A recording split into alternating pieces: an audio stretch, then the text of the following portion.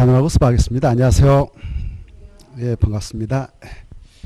자, 오늘은 도시개발법 일부 남은 파트 정리하고 그 다음에 도시 및 주거환경 정비법까지 들어가도록 하겠습니다.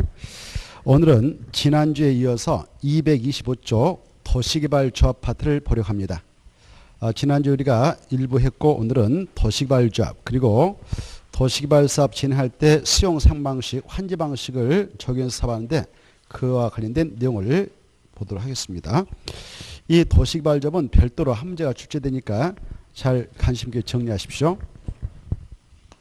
자, 도시개발조합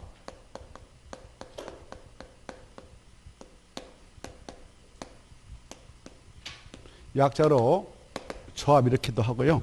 이 법에는 도시개발법에는 조합이 이거 하나밖에 없거든요. 그래서 약자로 조합 그리고 도시개발사업 조합 이렇게 해도 되고 도시개발조합 해도 되니까 같은 말이다 이렇게 하십시오. 이 도시개발조합은 바로 이 도시개발사업 시행방식이 세 가지 있는데 그 중에 이 도시개발구역 이렇게 지정해 가지고 이 구역 전부를 환지 방식으로 시행한다. 개발해서 원 땅 주인한테 주는 방식 이걸 환지 방식이라고 하죠. 환지 방식으로 시행해 나갈 때 시행자가 되기 위해서 만드는 조합을 도시개발조합을 합니다. 그래 이 도시개발조합은 만들 때 누가 만드냐? 이 도시개발구역이 딱 정되게 되면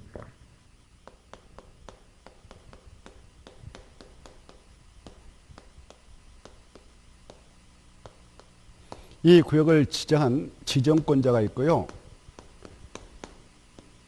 이 안에 편입된 토지 소유자들이 있지 않겠습니까? 이때 이 안에 있는 토지 소유자 7명 이상이 바로 만드는 조합, 이걸 도시개발조합을 합니다. 이때 이 조합을 설립하는 경우 절차가 있어요. 조합을 설립할 때에 설립 절차가 있는데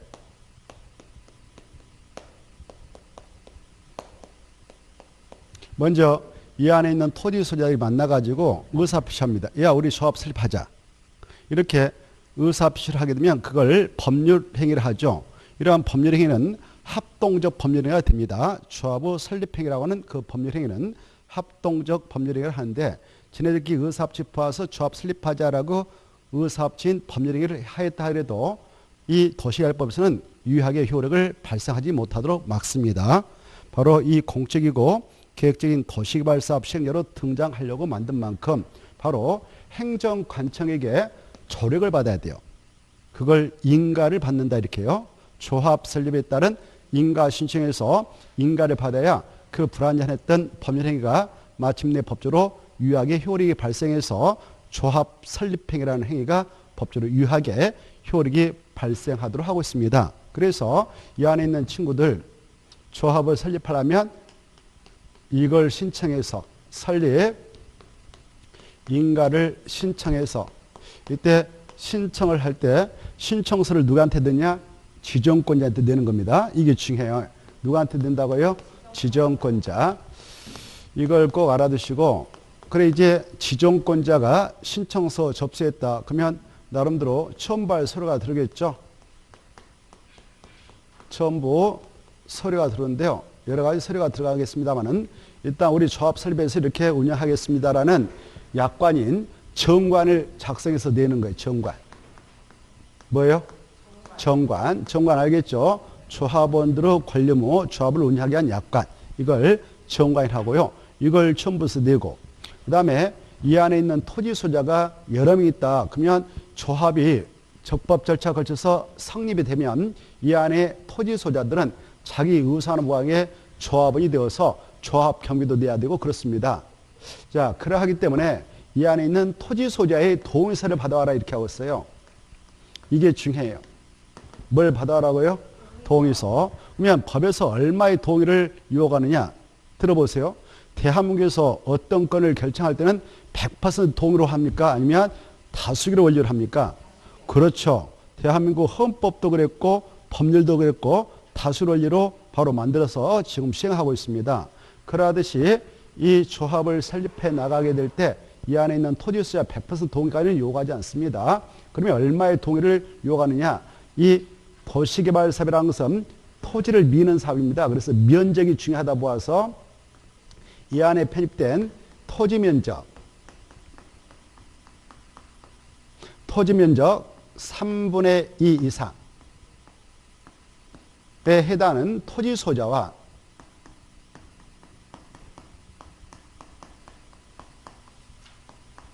그리고 이 안에 있는 토지 소유자 총수, 토지 소유자 총수의 바로 2분의 1 이상 동의를 받아서 내도록 하고 있습니다. 이 동의요건이 시험권으로서 중요하니까 정확하게 이해하시고 정확하게 기억을 하셔야 됩니다. 면적이 먼저 나옵니다. 그리고 총수가 나중에 나오죠. 이걸 바꿔치면 틀려요. 면적 3분의 2 이상 그랬는데 2분의 1 이상. 총수 2분의 1 그랬는데 3분의 2 이렇게 바꿔치면 틀린다는 거. 그리고 이 와자가 중요합니다. 또는 하면 틀린다는 거. 이 또는은 이거하고 이것 중 선택적 요건이 되거든.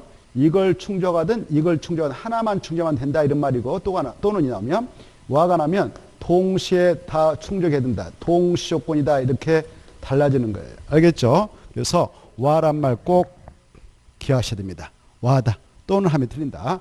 뭐가 나면 틀린다고요? 또는 하면 틀린다. 이걸 알았어요. 그래 두 가지 요건을 다 충족해야 돼요. 자, 그러면 이 안에 있는 모양새를 다시 변형해서 이렇게 돼 있다 합시다. 그래 이걸 3등 나눕시다. 이렇게 나눴어. 이때 하나, 둘, 셋. 그랬을 때 최소한도 3분의 2 이상에 해당하는 토지 소유 동의를 받으라고 했죠. 면적 대비. 근데 이때 보니까 이쪽 땅 전체가 그냥 A 거다. 이 땅 전체가 B 거다. 근데 여기 짜투리 땅을 가지고 있는 친구들이 10명 있다라고 가정할까요? 10명? 10명 있다 가정했을 때 그래 이때 이 A하고 B가 그래 조합 설계하자라고 동의서 줬어요. 근데 여기 10명이 동의서 안 줘버렸네. 그러면 이 요건 충족했다 볼 수 있어요? 충족 못했다 봐요?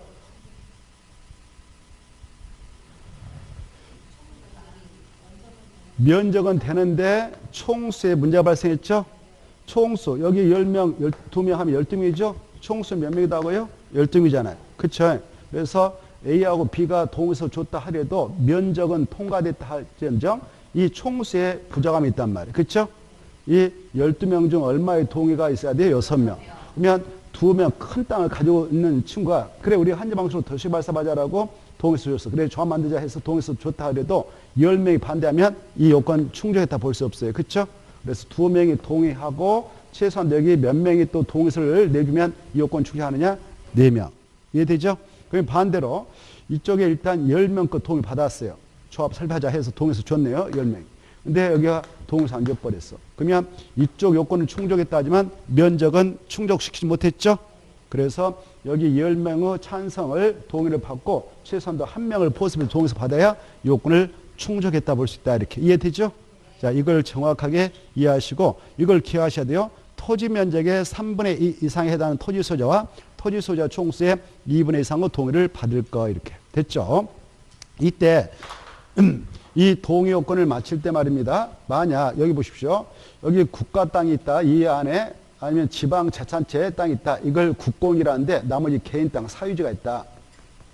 그때 이 동의 요건을 충족해 나갈 때 이 면적을 계산함에 있어서 국공이 했다면 국공지 면적 포함해서 사유가 통째로 싹 포함해서 3분의 1을 계산하냐 국공지 면적 빼고 사유지만 가지고 3분의 1을 계산하냐 이런 문제가 있겠는데 우리 도시개발법에서는 국공지가 있다면 포함할까 제할까 그 면적 계산할 때 누가 그러던가요? 제한다고 궁금해서 그렇죠. 둘 중에 하나인데 제한이면 포함. 그래 국토의 계획 및 이용에 관한 법률에서는 제해 도시개발법 포함 이거 했을 건데 지난주에 말씀드렸을 건데 그렇죠? 그렇죠. 그래 도시개발법은 포함한다 이렇게 하세요. 알겠죠? 도시개발법 뭐 한다고? 포함.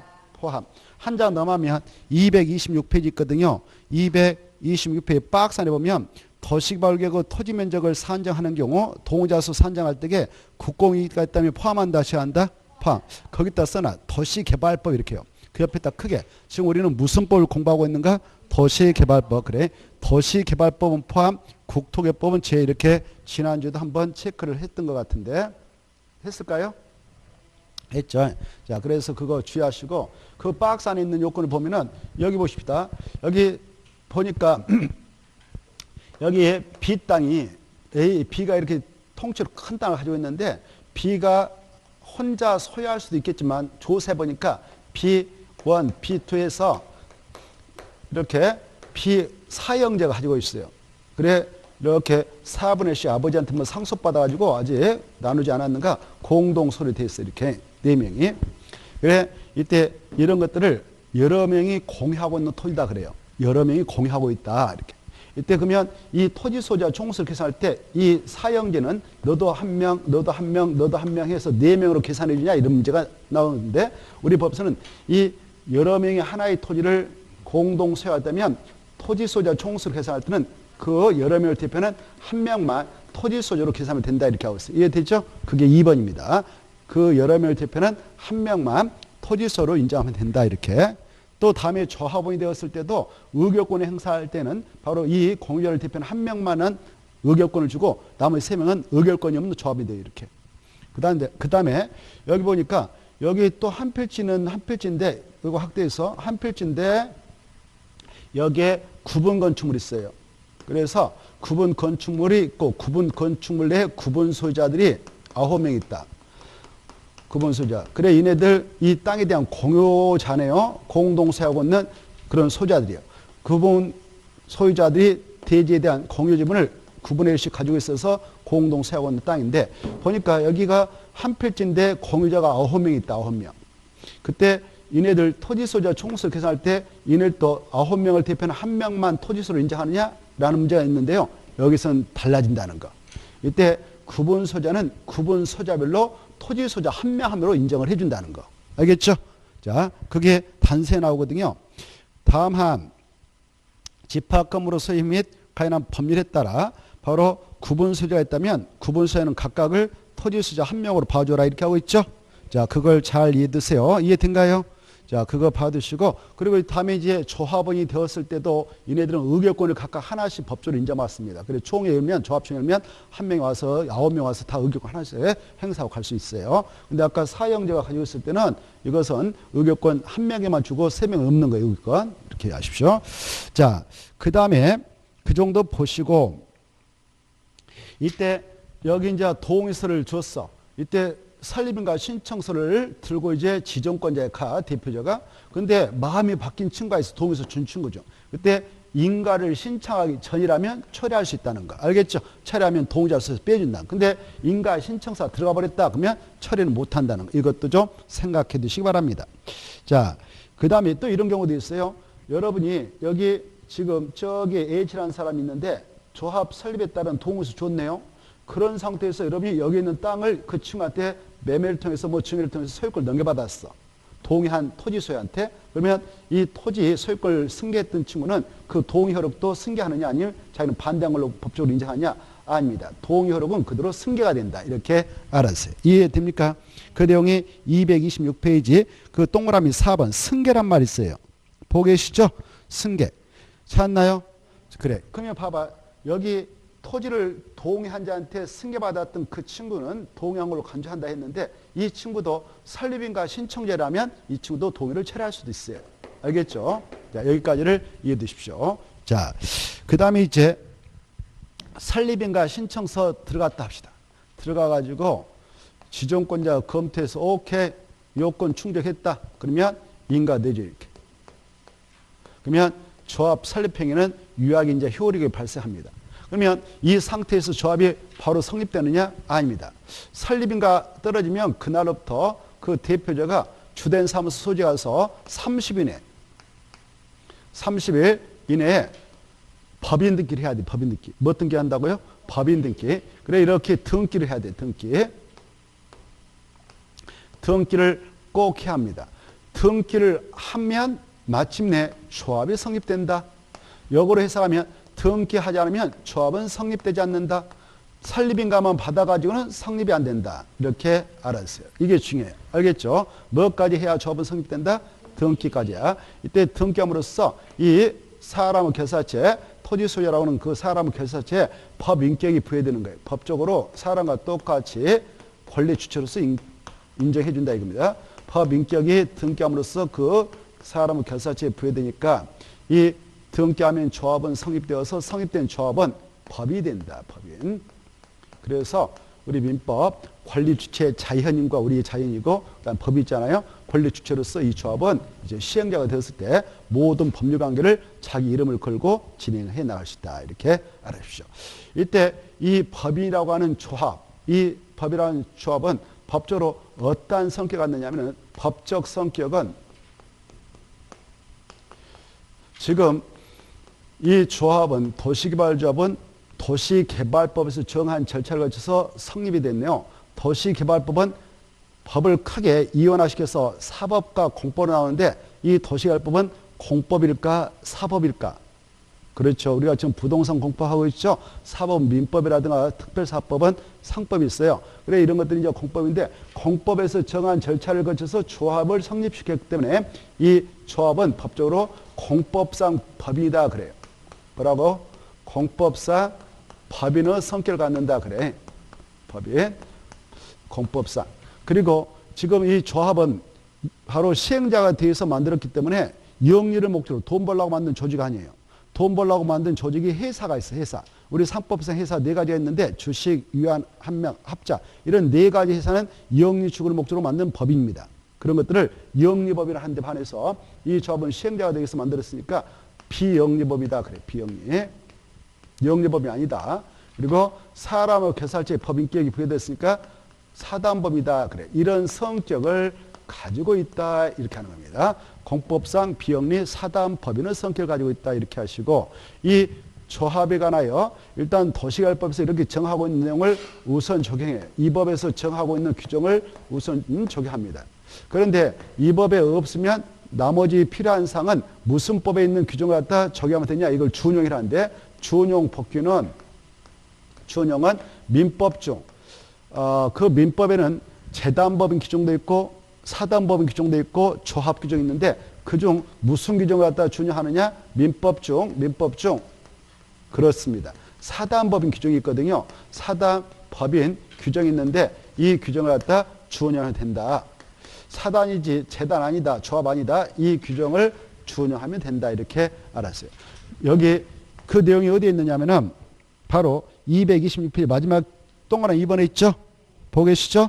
그거 아주 중요해요. 그래서 그거 잘 받으시고 그 다음에 설립등기 해야 조합은 성립된다 꼭 알으시고 그 다음에 이제 이렇게 조합을 설립했어. 여기 보세요.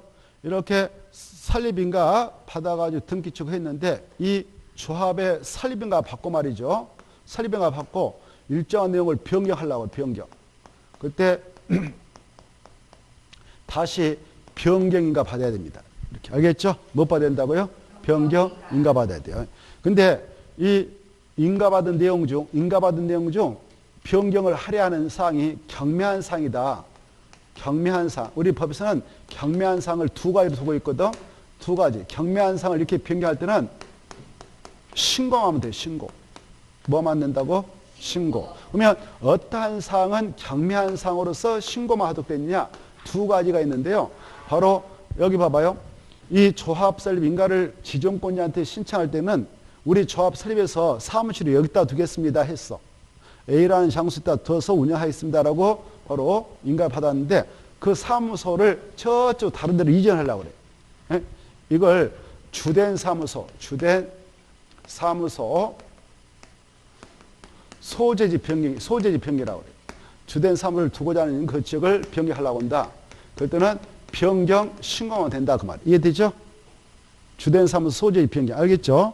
그리고 또 우리 조합원들한테 알릴 때 이렇게 알리랍니다라고 공고 방법을 정해서 설립인가 신청 인가받는데 그때 인가받았던 내용과 달리 공고 방법을 변경하려고 그래. 공고 방법을 변경하려고 그래.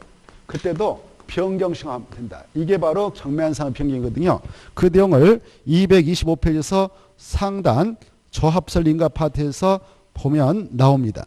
넷째 줄. 알겠죠? 그래, 그걸 딱 눈으로 찍어 놓으시기 바랍니다.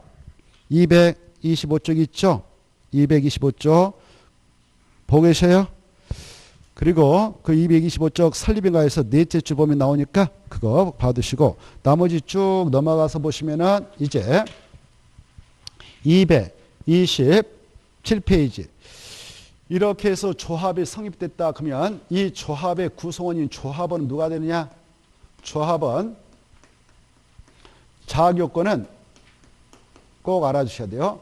어떤 자가 조합원 자격요건을 갖게 되냐? 바로 동의한 자만 될까? 반대한 자는 동의하지 않고 반대한 자는 조합은 될 수 없을까? 아니면 저 안에 있는 건축물 소유자가 될 수 있을까? 이름자가 있단 말이에요. 우리 법에서는 바로 저 안에 있는 토지 소유자면 모두 다 동의를 분하고 강제로 다 조합이 된다. 당연 조합이 된다 이렇게 하세요. 누구다고? 누가 된다고? 오, 그래요. 도시개발구역이 있어야 돼. 도시개발구역의 토지 소유자이면 무조건 그자가 동의했던 반대했던 강제로 다 조합이 된다 이렇게 알아두시기 바랍니다. 당연 조합이 된다 이거 이해를 해 두셔야 돼요. 건축물 소유자 지상권이 아니고요. 이런 것들을 잘 이해해 두시고 그 다음에 그 227페이지 동그라미 1번에 그런 게 나오니까 봐두시고 이제 그러면 이 조합원인 이자들 토지 소유자들 조합원이니까 조합 구성으로서 의무도 지게 되고요. 권리도 행사하게 돼요. 여러분이 대한민국 국민으로서 헌법에 여러 가지 사대무가 있잖아요. 뭐 납세 뭐 해줘라. 그만 돈 내라만 돈 내라만. 그 돈 갖고 이 나라 운영할 테니까 생각하죠. 그런 의무를 다하기에 여러분을 법에서 보여줍니다. 누가 여러분 집에 침범하면 경찰 보내서 잡아가고요. 이렇게 하죠. 재산도 지켜주고 말이죠. 그래서 이 조합원들도 의무를 이행해야 되는데 그 의무가 뭐냐? 조합 이렇게 운영하려면 사무실도 하나 임대하고 조합장 뽑아서 의자 책상 준비해서 일시켜야 되고 이사감사 뽑아서 일시켜야 되잖아요. 또 직원 뽑아서 일시켜야 하는데 어마어마한 경비가 들어간단 말이에요. 경비. 뭐가 들어간다고요? 그래. 이 조합을 운영할 때 엄청난 경비가 들어가는데 이 경비라고 해서 하늘에서 떠는 것도 아니고 땅에서 나온 것도 아니에요. 여기 조합원들이 내는 거예요. 조합원들. 알겠죠? 이 경비를 부담해야 한다. 이게 의무예요. 의무예요. 알겠죠? 그래 부담하면 내 조합 측 부담을 부과하면 내야 돼요. 안 내? 연체료 부과합니다. 법에 의해서 뭐가 나간다고요? 연체. 이것도 안 내네? 그러면 이 돈을 안 내고 있다 그러면 조합 측에서는 직접 찾아가서 내 나라에 이렇게 강제 주사할 수 있는 법조건 아니었기 때문에 관할 시장, 군수, 구청장, 쟤들 특도한테 맡기게 돼 있어요. 이걸 위탁이라고 해요. 뭐라고 한다고요? 위탁. 위탁해서 징수가 가능하다 이겁니다. 알겠죠? 이때 얘네들 조합체한테 그런 위탁을 받아서 징수를 해다 줬어. 그러면 공짜일까? 수수료 갖다 또 조합측이 줘야 될까?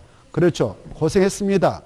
징수해다 주니라고 고생했습니다. 징수한 돈이 100원이면 100원 중 4원 받아가세요. 이렇게 하는 거예요. 이걸 4%를 준다 그래요. 몇 퍼센트 준다고요? 4%. 이거 알아주세요. 자, 이렇게 해서 의무를 이행을 하도록 하고요. 의무 이행의 대가로서 권리를 보장합니다. 그래 우리 국민들도 권리를 행사할 수 있죠. 이 권리 뜻이 뭐냐면 법률상 일정한 이익을 향해 할 수 있는 힘을 권리라 하는 거예요. 법률상 일정한 이익을 향해 할 수 있는 힘. 그러면 이 조합은 이 법에 의해서 어떠한 힘을 행사하게 되냐? 의결권을 행사하는 거예요. 의결권. 조합 안건을 처리할 때 의결권을 행사합니다. 뭘 행사한다고요? 의결권. 그래. 의결권을 행사하게 되는데 이때 의결권을 행사하게 될 때에 아까 A는 땅 엄청 큰 거 가지고 있었다. B도 어마어마한 큰 거 가지고 있다. C 콩만원 가지고 있었다. 그때 보유 토지 면적에 필요해서 차등 의결권 행사하느냐? 아니다. 보유 토지 면적 값이 평등한 의결권을 행사하게 됐다. 그 내용이 박스 안에 1번에 있을 겁니다. 보고 계신가요? 1번을 공부하겠어요. 보자 앞에다. 보자 앞에다. 조합원어 이렇게 써놔. 보자 앞에다. 보자 앞에다. 조합원어 이렇게. 조합원은 보유 토지 면적과 관계없는 그 말에도 체크. 관계없는 면적과 관계없는 그 말에도 포인트 잡아. 평등한 의결권을 옆에다 말했어. 의결권을 갖는다 이렇게. 의결권을 갖는다. 됐나요? 알겠죠? 그게 중요해.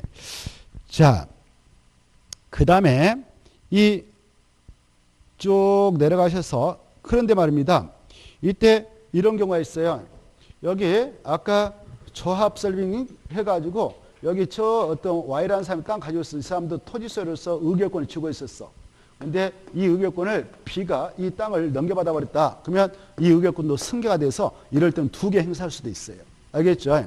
자, 그 내용이 바로 그 이어지고 있습니다. 다만 다른 조합원으로부터 해당 도시법에게 그가 가지고 있는 토지 소유권 전부를 이전받은 조합원은 정관의 정함에 따라 본래 의결과는 달리 의결과는 별도로 그 토지 소유권을 이전한 조합원의 의결권을 승계할 수 있다. 이렇게 돼 있죠. 자, 그것도 좀 봐두시고 나머지 통과하고 밑에 3번. 아까 말씀드렸습니다만은 이 조합총회를 열어서 의결권 행사할 때에 아까 하나의 필지인데 아까 A, 아까 뭐냐? 그 공유자 있었죠, 여기. 그 형제, 사형제가 가지고 있는 거 있었죠?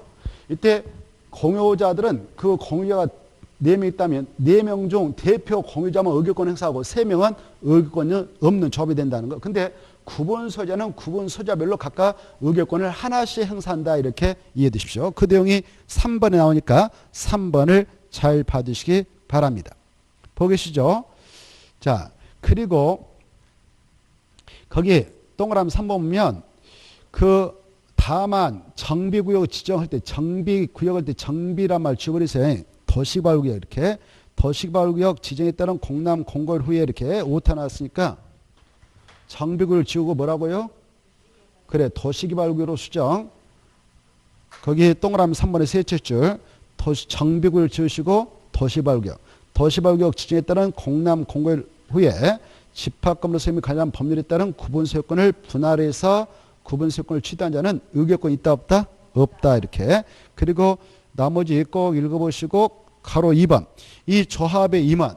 이때 조합을 운영하기 위해서 이제 조합의 임원을 선임합니다. 뽑습니다. 이때 조합 임원이라고 하는 감투는 3가지가 있다.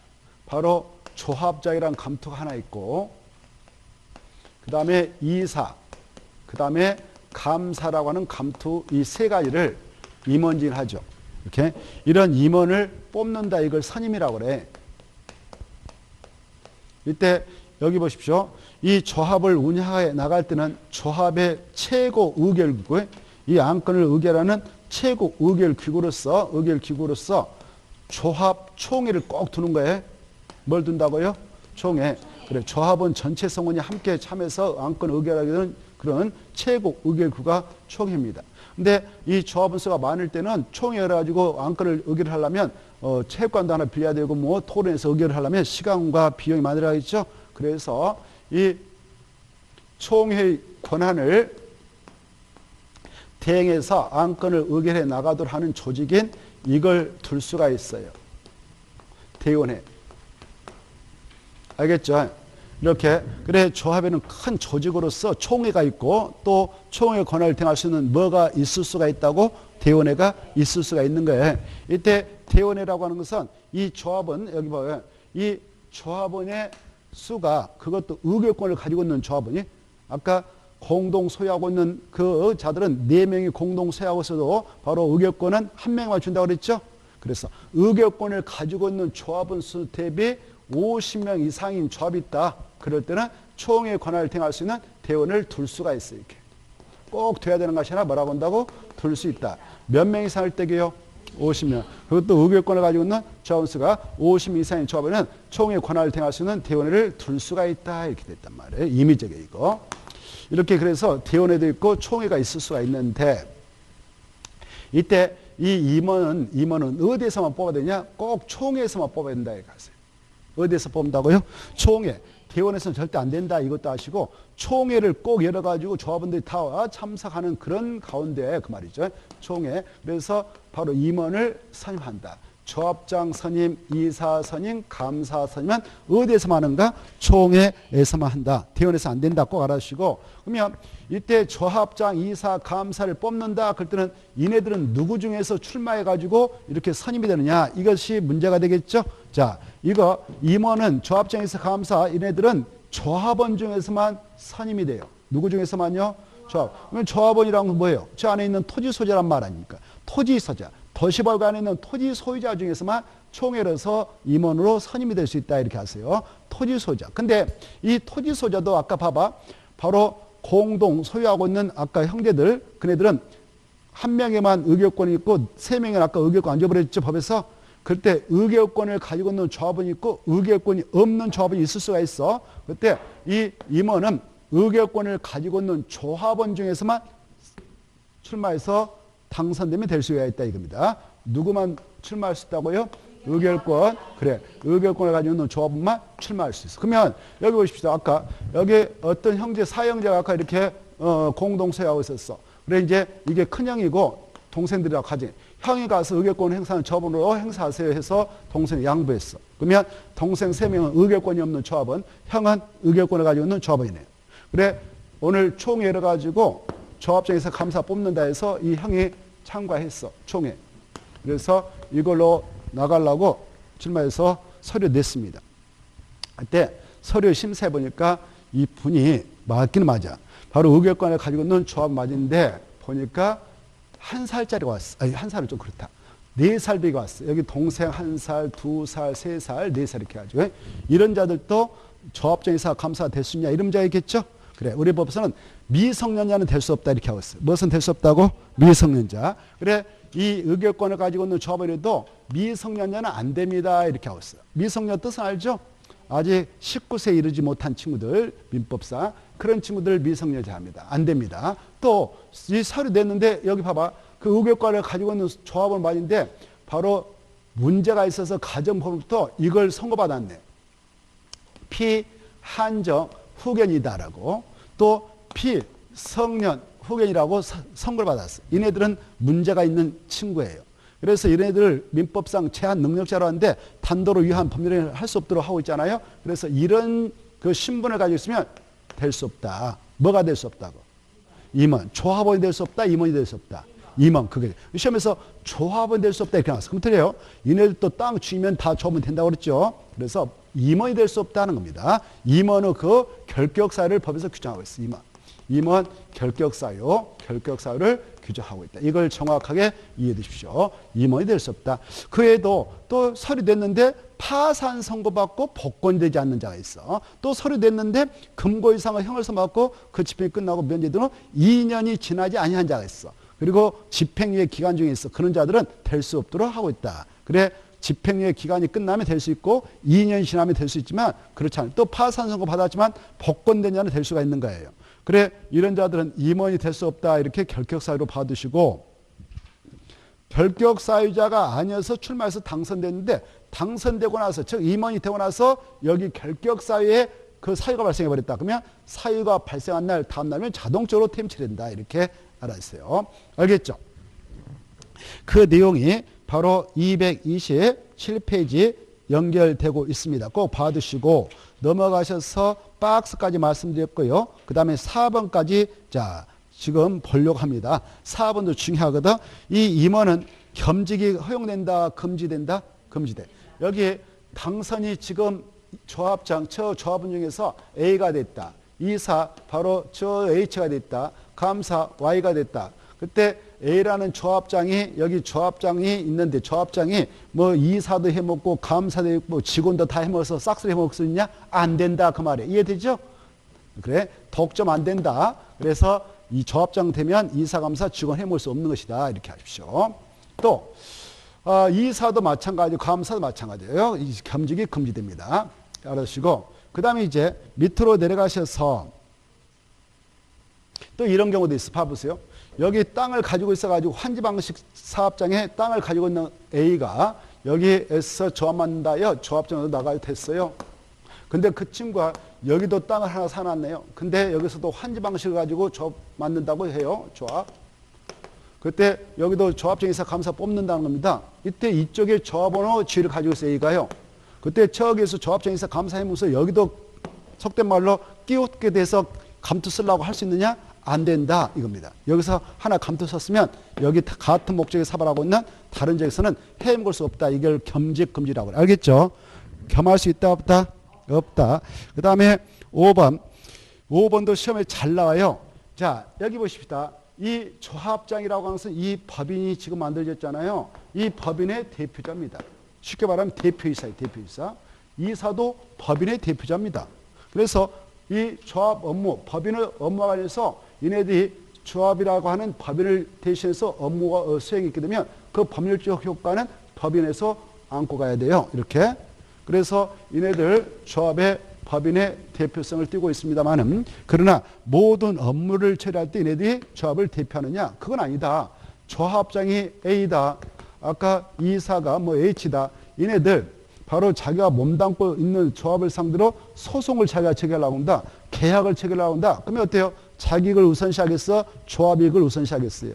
자기 이익을 우선시해서 조합에게 해를 끼칠 수가 있겠죠. 그래서 우리 법서는 야 조합장 네가 몸담고 있는 조합을 상대로 소송을 제기한다든가 계약을 제기할 때는 넌 한 발 빠져라. 그때는 조합 대표자 아니다.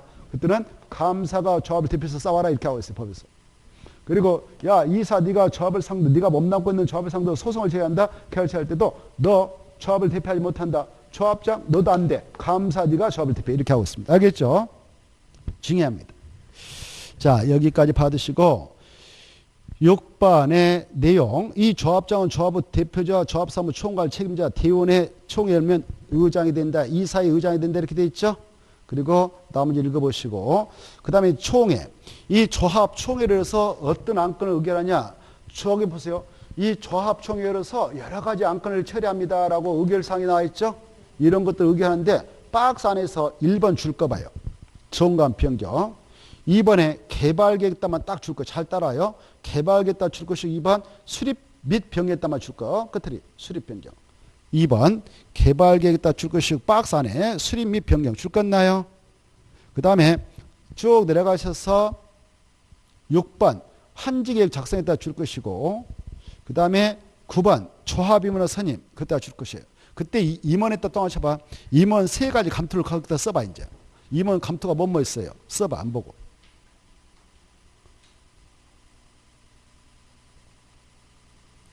그걸 응용해서 나오니까 임원이 뭐냐 이거예요. 감투가. 썼나요? 뭐뭐. 조합장, 이사, 감사 이렇게 쓰면 되겠죠. 그런 조합장, 이사, 감사를 임원이라고 그 임원 선임. 그리고 10번 줄 거예요. 조합의 합병 또는 해상까지만. 그걸 몇 개 줄 건나요? 하나, 둘, 셋, 넷, 5개 줄 건나요?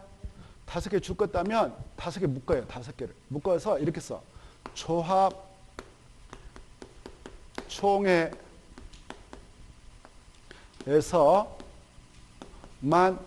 의결 가능. 함. 어디에서만 의결할 수 있다고? 조합 총회에서만. 조합 총회에서만 의결 가능함 이렇게 써놓으세요. 조합 총회에서만 의결 가능함 이렇게. 그리고 이제 나머지 줄 안 끊는 거 있잖아요. 거기다 써. 나머지 사항은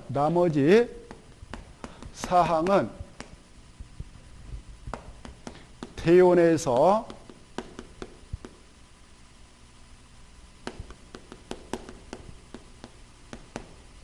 의결 가능함 이렇게 써.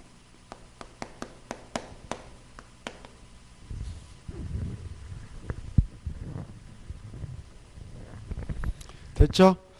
자, 그 5가지는 어디서 의결해야 한다고요? 조합총회. 대원에서 할 수 있다 없다고요? 없어. 그걸 이해해 두시고 특히 조합장, 이사, 감사는 어디에서만 설명한다고? 총회.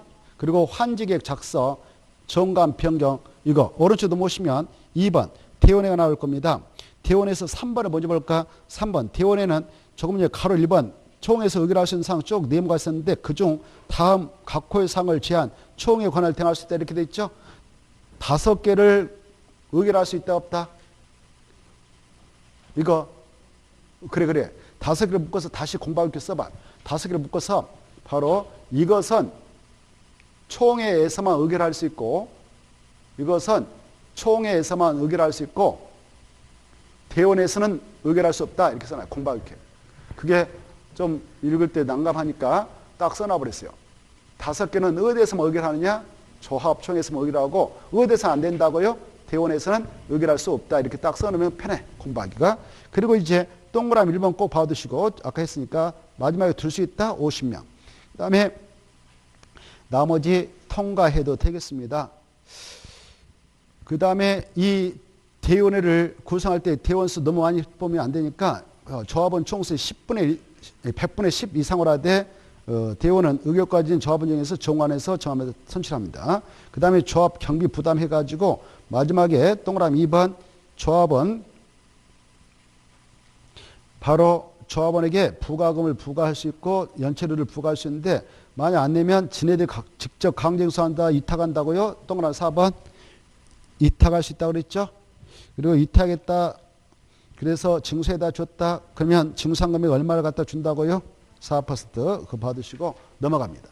넘어가셔서 230페이지 보시면은 자 지금까지 우리는 조합이라는 조직을 공부했는데요. 이 조합은 뭐 하려고 만든다고요? 아까 시행자가 되기 위해서. 시행자가 되기 위해서 만든 거죠. 그래서 지금까지 우리는 시행자 파트를 정리했다 이렇게 생각하면 돼요. 그래 나머지 친구들은 조직만 만들고 딱딱 등장하면 됐죠. 그래 시행자가 되신 자 12명 있었지 않습니까?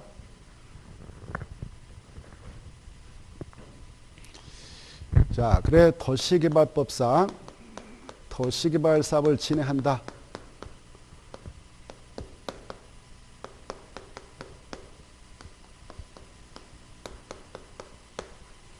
그때 절차가 있는데 가장 먼저 이 구역에서 사업을 이렇게 하겠다라는 개발계획을 만들죠. 그래 이 계획을 수립해서 이 계획 내용에다가 그 사업을 하게 되는 도시발구역 범위도 포함하고 그리고 시행자도 누가 들어간다는 거 포함하고 시행 방식도 포함하고 이 개발계획 내용에 따라 여러 가지를 포함해서 수립하죠. 그래서 이걸 고시함으로써 이 구역도 자동적으로 이렇게 고시가 되고 그 사업 시행에도 확정됩니다. 그러면 이 도시발구역 지정고시가 있게 되면 시행자는 사업을 실시하게 한 실식을 작성하죠. 이때 실식을 작성하게 될 때 이 구역의 지정고시가 있으면 자동적으로 그 장소는 국토협상 도시역 및 지구단위계획으로 결정 고시가 되므로 지구단위계획을 짜야 되겠는데 지구단위계획은 시행자가 실식을 작성할 때 집어넣어서 작성합니다. 이게 중요해요. 지구단위계획은 누가 뭐 할 때 짠다고요? 시행자가 실식을 작성할 때 짜는 거예요. 알겠죠? 여기 봐보세요. 이 구역을 지정하게 되는 지정권자가 개발계획 수반인데 개발계획 내용에 따라 지구단위계획을 짜는 거 아니다. 집어든 거 아니다. 지구단위계획은 개발계획 내용에 따라 집어든 게 아니라 어디다 집어든다고? 실시계획에다가 꼭 포함한다 이렇게 하셔요. 알겠죠? 그 내용을 바로 230페이지에서 볼 수 있어요. 보고 계신가요? 자, 이때 이 시행자가 실식을 작성할 때는요. 바로 이 개발계획에 맞게 작성해야 돼. 그래 개발계획에 맞게 이렇게 개발을 실시해 나가겠습니다. 라고 짜죠.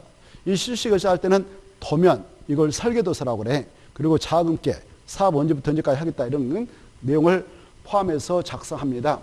이때 이 시행자가 실식을 작성했다면 그 친구들 바로 이렇게 사업을 실시해도 되죠 라고 인가를 신청해야 돼. 누구한테 인가 신청하냐? 지정권자한테. 이 구역을 지정했고 자기를 지정했던 지정권자한테 바로 인가를 신청해요. 지정권자. 근데 지정권자 지가 시행했다면 자기는 작성해서 바로 정해서 들어가면 돼. 이렇게 고시하고 실시에. 이렇게. 그리고 지정권자가 아닌 시행자는 지정권자한테 인가 신청해서 인가 고시를 받아야 돼요. 이렇게. 인가 고시를 받아야 사업에 착수할 수 있어. 이렇게 했는데 이때 이 실식의 인가 신청은 일정한 기간을 두고 있어요. 이렇게 개발계획을 수립해서 구역을 지정고시했다면 그 구역 지정고시부터 늦어도 이 시행자는 실식을 작성해서 지정권자한테 인가 신청을 몇 년 해야 되냐? 3년 해야 돼. 3년. 몇 년이요? 3년. 만약 3년에 하지 않으면 3년이 된 날 다음날에 이 구역은 자동적으로 해지를 간주해버려요. 자, 그래서 3년에 들어갑니다. 다만 이 외적으로 먼저 도시발구를 지정하고 나중에 개발계획을 수립해서 고시하는 경우는 이 고시된 개발구역 속에 들어있는 시행자, 이 고시로부터 실시 인가 신청은 이 구역의 면적이 330만 제곱미터 미만이다. 미만이면 3년에 신청을 하고 이상이면 330만 제곱미터 이상이면 5년에 신청하면 돼요. 이런 규정을 두고 있어요. 이때 이 기간 내에 신청하면 이 구역은 자동적으로 바로 해제가 됩니다. 그 기간이 된 날 다음 날에. 그래서 그 기간 내에 맞춰서 이거 내야 되는데 넣어가지고 이거 받으러 갔다 합시다. 이때 지정권자님이 바로 국토교통부 장관일 수도 있고 아니면 시도지사일 수도 있거든. 사업장에 따라서. 여기서 봐보세요. 이때 지정권자가 국장이다 그러면 자기가 시행자로서 실식을 작성해서 정한다. 정해서 고시하려고 한다. 아니면 인가권자로서 자기가 인가를 내주려고 한다. 그때는 미리 그 지역의 시도사, 대도시장의 의견을 미리 들어야 됩니다. 근데 이 지정권자가 시도사였다면 자기보다 하급자인 이 사업장을 하라고 하는 시장, 군수, 구청장, 대도시장 빼고 이런 자들의 의견을 미리 듣고 이걸 진행하게 돼 있어요. 그 내용이 밑에 나옵니다. 밑에 바로 가로 1번 꼭 읽어두시고 1번 중요표하고 2번 인가에서 동그라미 1번 지정권자한테 가서 받아라 이렇게 돼 있죠. 그때 동그라미 3번 중요표 3번을 꼭 봐두세요. 실식을 작성하거나 인가하는 경우 국토교통부장 지정권자면 누구한테 가서 의견 들어야 하냐? 시도사, 대도시장 의견을 듣고 시도사가 지정권자이면 대도시장 뺀 나머지 시장, 군수, 구청 의견을 미리 들어라. 이거. 그 다음에 이제 오른쪽으로 넘어오셔가지고 바로 실시계획을 이제 확정 고시했다 합시다. 고시. 그러면 가로 4번을 건너뛰어. 가로 4번을 보시면 실시계획을 고시한 경우 동그라미 1번 중요표 찾나요? 4번 1번. 이때 이렇게 봐보세요. 실시계획을 이제 고시했어. 이렇게 고시하면 실시계획에는 지금 뭐가 포함되어 있어? 아까 지구단위계. 원래 지구단위라는 것은 도시군가로 입안해서 결정고시해야 되거든. 그런데 특례로서 이 실시계획 고시권자가 지정권자였잖아요. 지정권자가 곧 도시군가를 결정고시권을 쥐고 있는 친구들 같은 사람들이에요. 그래서 실시계획 고시했으면 이 속에 들어있는 지구단위계 그냥 자동적으로 결정고시된 걸로 간주하자 이렇게 하고 있어요. 뭐가 있으면 지구단위계 결정고시에 있는 거 본다고요? 실시계획이 뭐 때면 고시예요, 작성이에요. 고시. 알겠죠? 작성은 시행자가 하는데 고시는 지정권자 해주거든. 그래서 고시란 말 꼭 받으셔. 근데 시험에 나왔어. 실식을 작성한 경우 그렇게 써서 냈어. 그럼 틀려버리는 겁니다. 실식을 고시한 경우 실식에다 줄 거 봐. 밑에다 써놔. 밑줄 것이고 지구단위기 포함되어 있으면 이렇게 써놔. 지구단위기 포함되어 있어. 그 속뜻을 이해하면서 쭉 읽으면 편해요. 그러면 외울 것도 없어 이해하면. 자, 실식을 고시하면 그 속에 뭐가 들었다고 지금? 지구단위. 그래요. 그래서 그 고시된 내용 중 국토의 계획 및 법률에 따라 도시군관리계획으로 결정할 사항 그것입니다. 그것은 같은 법에다 출법 국토계획법이요. 국토계획법에 따른 도시군관리계획이 결정되어 고시된 거 본다 이렇게 돼 있죠. 마지막에 도시군관리계획이 그다 줄 거 봐. 거기다 줄 것이 같은 말로 지구단위계획이 이렇게 해도 같은 말이에요. 출제원들 또 그렇게 바꿔치니까 같은 말로 이해하시오. 지구단위계획이 결정되어 고시된 거 본다. 같은 말로 도시군관리계획이 결정되어 고시 본다. 받으시고 그 다음에 이 경우 그러면 봐보세요. 이번에 지구단위계획이 결정 고시 나왔어 이렇게. 이번에 고시된 이 지구단위계획이 여기서는 법하고 똑같은 거지. 이 사업장에서. 근데 이번에 고시된 이 지구단위계획의 내용과 좀 맞지 않는 종전의 도시군가로 결정했던 것이 있었다면 그건 법으로 말하면 구법. 이번에 고시된 내용은 신법. 신법과 구법이 상충하면 무슨 법 우선원칙이 적용된다? 신법. 그래서 여기에 이번에 고시된 내용하고 종전에 결정했던 상안에 서로 저촉되는 부분이 있다면 고시된 내용으로 싹 변경된 걸로 간주가 된다 법적으로. 이렇게 받으세요. 마지막 보세요. 이 경우 종전에 도시군가로 결정된 사항 중 이번에 고시 내용이 이번에 신법이에요. 신법 보러 가면 고시 내용에 저촉되는 사항은 고시된 내용으로 싹 뭐 등 본다? 변경 등을 본다. 신법적으로 다 바뀐 걸로 본다. 이해되죠? 자, 거기까지를 봐두시면 여러분은 정말 대단한 거예요. 자, 넘어가시고 여러분은 이제 어마어마한 실력을 갖췄다 볼 수 있어요. 넘어가시고 232페이지 통과할 테고 이런 거 볼 거 없고 넘어가요. 바로 234페이지 통과하고 235페이지로 갑니다. 235페이지. 이제 이렇게 사업을 착수하게 될 때요. 여기 보십시다. 이 도시개발사업이라는 것은 시행 방식 몇 가지 있다? 세 가지. 세 가지 있다고 그랬죠. 여기 보십시다. 이때 세 가지 중 이 개발계획을 짜는 지정권자님이 아예 개발하겠다 시행 방식을 선택해서 딱 고시합니다. 그때 시행 방식이 몇 가지 있다고? 하나, 둘, 셋. 알죠? 수용 또는 생 방식, 환지 방식, 혼용 방식 있죠. 이렇게. 그 내용 235페이지 보십시다. 1번 읽어두실 거. 그 다음에 2번에 동그라미 박스 안에 들어가서 꼭 봐두실 거. 박스 안에 가서 보면은 환지 방식, 수용 생 방식, 혼용 방식 있죠. 이거 중요표에서 달달달 읽어두셔야 돼. 여기서 공부하는 것은 어떤 것을 해야 하느냐? 어떤 사유가 있을 때 수용 생방식을 정해서 사업하느냐? 사유가 거기 나와 있죠. 자, 그 수용 생방식은 계획적이고 체계적인 도시개발 등 집단적인 그것 다 포인트 잡아. 집단적인 조성과 공급이 필요한 경우 찾았나요? 집단적 그 말 다 포인트 잡아라고. 다 하지 말고 핵심을 찍어. 집단적 그 말 나오면 무슨 방식으로 한다고? 일반적으로 수용 또는 생방식. 그러면 세종시라든가 판교 신도시, 동탄직 신도시, 저기 또 뭐 내포 신도시, 이렇게 뭐 안동의 그 도청 이전 신도시 이런 데는 크게 하고 있어, 콩만하게 하고 있어요.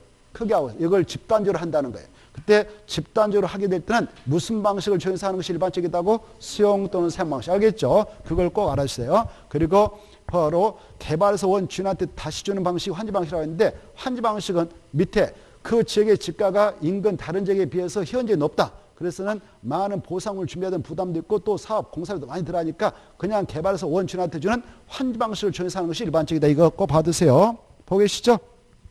그거 잘 나와요. 자, 그 다음에 이 대의로서 효용을 증진해 나가고자 바로 토지를 교환한다, 분합한다, 지목, 변경, 형질, 변경, 구역 변경을 한다. 그 안에 들어서게 되는 공공시설, 도로, 공원 이런 것들을 공공시설하는데 이걸 설치한다든가 있었던 거 변경 아니면 그 정비한다. 그럴 때도 무슨 방식을 한다? 환지 방식. 그 사유를 잘 받으시고, 혼용 방식이라는 것은 두 개를 섞어서 하는 방식이다. 이렇게 아시되 박스 밑으로 가셔서 2번. 이때 혼용 방식으로 시행할 때는 다음 방식으로 사업을 할 수도 있는 바, 이 하나의 사업장에다가 수용 상방식 전용 구역과 환지 방식 전용 구역을 구분해서 할 수도 있어. 그러면 분할 혼용 방식. 구분하지 않고도 할 수 있어. 미분할 혼용 방식을 한다. 이렇게 받으십시오. 넘어가셔서 보면은, 자, 이 시행 방식이라는 것은 변경도 가능해요. 무엇도 가능하다고? 변경. 한번 정했다고 해서 그대로 가는 거 아니라 필요하면 변경도 가능하다. 이렇게 받으시기 바랍니다. 변경도 가능하다. 언제 변경이 가능하냐? 도시개발구역 지정 이후에. 그때 줄게요. 언제예요? 도시개발구역 지정 이후에. 이렇게 도시개발구역을 딱 정하고 나서도 변경할 수 있어. 변경. 그래, 변경을 할 수 있다 없다?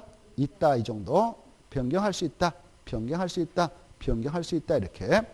그때 변경하게 되는 경우 수를 보면 박스 안에 들어가면 뭐라고 나오는데 통과. 그 다음에 오른쪽 넘어오셔서 바로 237페이지 237페이지 넘어가시고 238페이지 넘어가시고 242페이지 240페이지 수용 사용 방식에 따른 사업식이 나와 있죠. 이 파트 잠시 쉬었다가 살펴보도록 하겠습니다. 이제 이렇게 사업에 착수하게 될 때에 저기 개발계획서 이미 수용 사용 방식을 정해서 합니다라고 정해놨다면 그 사업장에서는 수용 사용 방식을 정해서 합니다.